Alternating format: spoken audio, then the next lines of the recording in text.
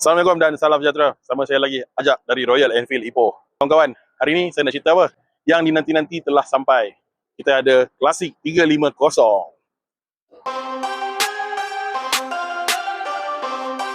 Okay, so Classic 350, capacity engine 348cc, single cylinder, ABS depan belakang secara ringkasnya. Dan kita bawakan warna yang baru kali ini. Kat sini kita ada Emerald Green. Emerald Green adalah warna hijau emerald dan juga chrome. Memang sangat cantik, berkilat-kilat. Untuk peminat-peminat chrome, ini adalah pilihan yang terbaik untuk Classic 350. Dan sebagai top spec punya Classic 350, dia dah hadir dengan triple untuk navigation system.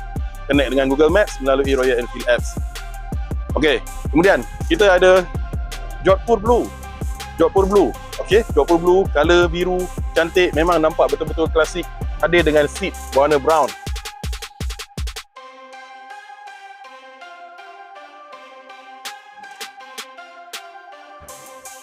Kemudian ikut saya. Kita ada lagi satu.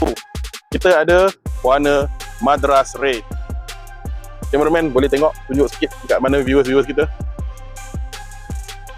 Madras Red. Color ini menyebabkan klasik ini nampak betul-betul klasik dengan seat warna brown dia.